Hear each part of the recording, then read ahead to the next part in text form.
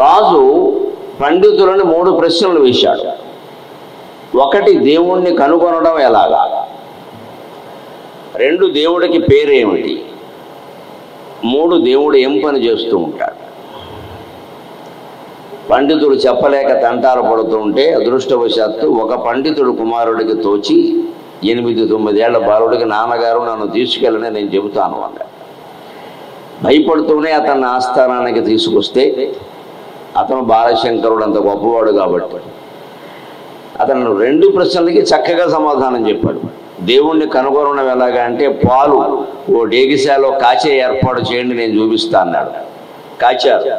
తెడ్డు పెట్టి తిప్పాడు, మొహం అంతా చెమట కక్కుతుంది. ఏమయ్యా దేవుడు ఎక్కడ కనపడలేదు, పాలు తిప్పుతున్నామేమిటి అంటే, పాలల్లోంచి వెన్న వస్తుంది కదా, అంచేత వెన్న పాలల్లో ఎక్కడైనా ఉందేమో అని చూస్తున్నాను అన్నాడు. అది ఎంత అమాయకుడు అయ్యా, అందుకే బాల్యం అజ్ఞానం అంటారు. అంత తేలిగ్గా వెన్న దొరుకుతుందా? పాలు కాచాలి, తోడు పెట్టాలి, ఆ రాత్రంతా ఉండాలి, మర్నాడు కాస్త గడ్డ కడుతుంది, పెరుగు అవుతుంది నాయన, అప్పుడు చిలకాలి కదా, మధించాలి కదా, అప్పుడు కదా వెన్న వచ్చేది అంటే బాలుడు వెంటనే సమాధానం చెప్పాడు. మరి బోడి పాలల్లోంచి బోడి వెన్న రావడానికి ఇంత శ్రమ పడితే ఈ సృష్టిలో దాగున్న భగవంతుడిని వెలికి తీయడానికి మనకు కనబడడానికి ఎంత శ్రమ పడాలండి, ఎంత మధించాలండి. నీ జీవితం అనే పచ్చిపాలని బ్రహ్మచర్యంతో మధించాలి, కాచాలి, ఆ పైన కరుడుగట్టినటువంటి సంసార జీవితాన్ని గడపాలి, పెరుగు దాన్ని మధించాలి, ఆ పైన నెయ్యి వస్తుంది, అప్పుడు కదా వెన్న వచ్చేది, వెన్న కాచాక నెయ్యి వస్తుంది.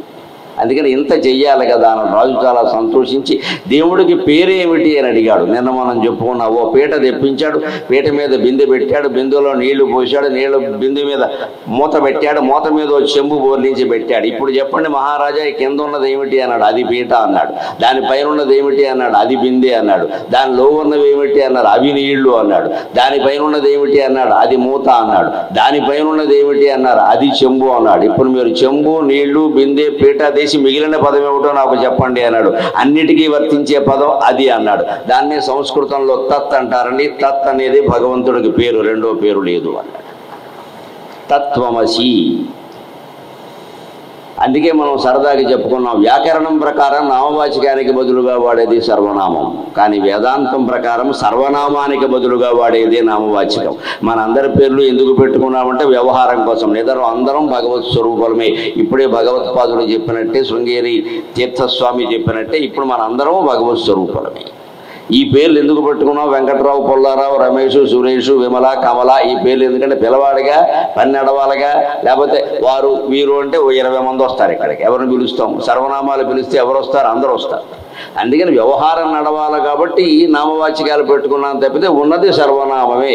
సర్వులకి పెట్టదగినటువంటి నామం ఏదైనా ఉంటే భగవంతుడి పేరు ఒకటే, లేదా సర్వులకి పెట్టదగిన నామం ఏదైనా ఉంటే అజ్ఞానం ఒకటే. అందరికీ నామం పెట్టి సజ్ఞానంతో అదేనా నామమే, ఇదేనా నామమే, రూపంలో తేడా, అంతే తేడా.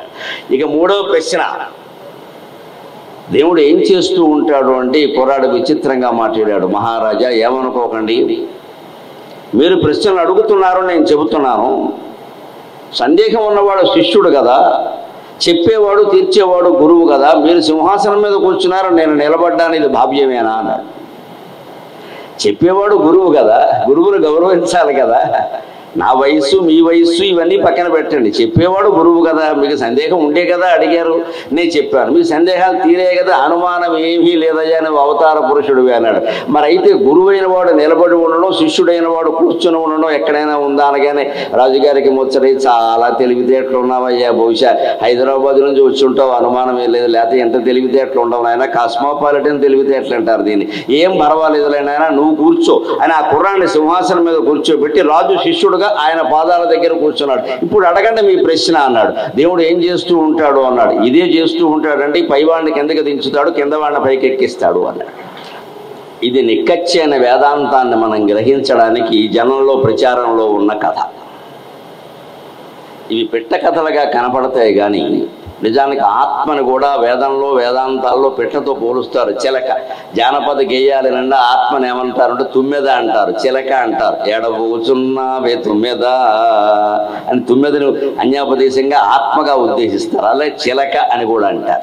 అంతేదని పిట్ట కథల నిండా ఉండేటువంటి పక్షులను సరిగ్గా మనం అర్థం చేసుకుంటే అందులో గొప్ప జ్ఞాన సారం ఉంటుంది ఖచ్చితంగా. అది జరిగిందా లేదా, ఎక్కడ జరిగింది అన్నాం అక్కడికి అట్టిపళ్ళు పట్టుకుని వెళ్ళిపోవడం కాదు. ఇక్కడ ఆ కథను అర్థం చేసుకుంటే చాలు విషయం అంతే. అక్కడ అది అలా ఉండగా ఇప్పుడు మనం భగవద్గీత భాష్యంలో తరువాతి అంశంలో ప్రవేశిస్తూ ఉన్నాం.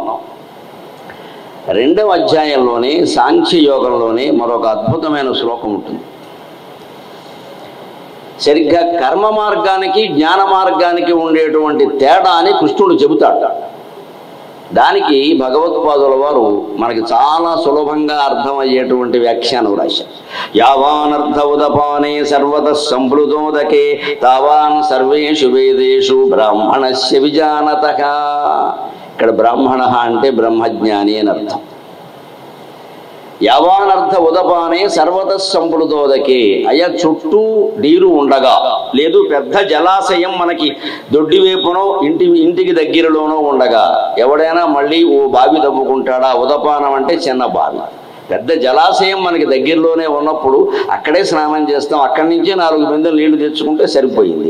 ఇక అంతకంటే మళ్ళీ ఒక బావి అంటూ మన కోసం తవ్వుకోవాల్సిన పని ఉంది. మనం దానికి దగ్గరలోనే ఉన్నాం కదా. అంత పెద్ద జలాశయం ఎప్పుడూ నీరు ఉండేటువంటిది, సర్వత సంప్లుతోదకమైన జలాశయం సిద్ధంగా ఉండగా యావానర్థ ఉదపానే, కొత్తగా నీ కోసం మళ్ళీ ఓ బావి తవ్వుకుంటే శ్రమ తప్పితే నీకు కొత్తగా ఏముందయ్యా? ఈ బావి ఆ జలాశయంలో అంతర్భాగమే కదా. నిజానికి ఆ పెద్ద జలాశయం లేకపోతే మన దొడ్లో బావిలోకి నీళ్లు రావు కదండి. దగ్గరలో చెరువు కానీ కాలువ కానీ నది కానీ లేకపోతే మనం దాంట్లో తవ్వుకున్న బావుల్లోకి నీళ్లు రావు. అందుకని ఇక్కడికి వచ్చే నీళ్లు అక్కడవే కదా. అది నీకు దగ్గరలోనే ఉంది కదా పెద్ద జలాశయం. సముద్రం అంత జలాశయం సిద్ధంగా ఉండగా మళ్ళీ నీ బావి దేనికి? ఇక్కడ బావిలో కప్పలా బతకడానికి కాకపోతే అని దానికి వ్యాఖ్య రాస్తూ భగవత్పాదుల వారు ఏం రాశారు అంటే జ్ఞాన మార్గే కర్మ మార్గ అంతర్భవతి ఇత్యర్థ అని రాశారు స్పష్టంగా. జ్ఞాన మార్గంలో కర్మ మార్గం లీనమైపోయింది. కర్మ మార్గం అంటూ ప్రత్యేకంగా ఉండదు. దాన్ని ప్రత్యేకంగా తీసి కర్మ కర్మ అంటే మన మాటల్లో ఏమైందో చూడండి, కర్మ అయింది చివరికి. అది ఉతుక్క అయింది. ఉతుక్క ఎక్కడ ఉండదు. శబ్దం కర్మే. మీకు మంచిదైనా చెడ్డదైనా, మీకు ఎంత కోపం వచ్చినా ఎంత సంతోషం కలిగినా అది కర్మే. శుభకర్మ దుష్కర్మ రెండూ కర్మలే. పెళ్లి కూడా కర్మే. ఎవడైనా పోతే చేసేది కూడా కర్మే. కానీ మన పలుకుబడిలో కర్మ అనగానే ఎవరు పోయారు అని అడుగుతాం. నిజానికి పెళ్లి కూడా కర్మేనండి. కర్మ అంటే పని, దాంట్లో శుభాశుభాలు ఏం లేవు. అక్కడ మనం అశుభానికి వాడిన దాన్ని శుభానికి వాడం కాబట్టి మనం వేరుగా ఆలోచిస్తున్నాం. కానీ నిజానికి ఆలోచన చేస్తే ఏదైనా కర్మే. అందుకని కర్మ మార్గాన్ని పట్టుకుంటే వచ్చే ప్రమాదం ఏమిటి అంటే బావిలో కప్పలా ఉండిపోతాం. అందుకని తత్ర అంతర్భవతి ఇత్యర్థ. ఈ జలాశయంలో బావిలో నీళ్ళన్నీ అంతర్భాగమైనట్టే, నువ్వేదో తవ్వుకోవడం వల్ల ప్రత్యేకంగా వచ్చినట్టే జ్ఞాన మార్గం అనేది సుప్రసిద్ధమై ఉండగా దాన్ని అనుసరిస్తే సరిపోయేదానికి మళ్ళీ ఈ కర్మ మార్గం దేనికి అంటే కర్మ మార్గం వదిలేవని శంకరుల ఉద్దేశ్యం కాదు. అలా అయితే ఆయన ఇందాక స్వామివారు చెప్పినట్టుగా పంచాయతనాన్ని ప్రవేశపెట్టారు. ఆదిత్యం అంబికాం విష్ణుం గణనాథం మహేశ్వరం అని 5 ప్రధాన దేవతలను పెట్టి దాంతోపాటు తర్వాత కుమారస్వామిని కూడా చేర్చి షణ్మత స్థాపనాచార్య అనేటువంటి బిరుదాన్ని పొందారు కదా. ఆ ఆరాధన విధానం ఎందుకు పెట్టారండి? కర్మ మార్గం వద్దు అనుకుంటే వద్దనేది ఆయన ఉద్దేశం కాదు. అది ఎందుకో గ్రహించండి, ఎందుకో గ్రహించండి, ఎందుకో గ్రహించండి. కర్మ మార్గం పెద్ద ఊబి, అందులో కూరుకుపోకండి దయచేసి.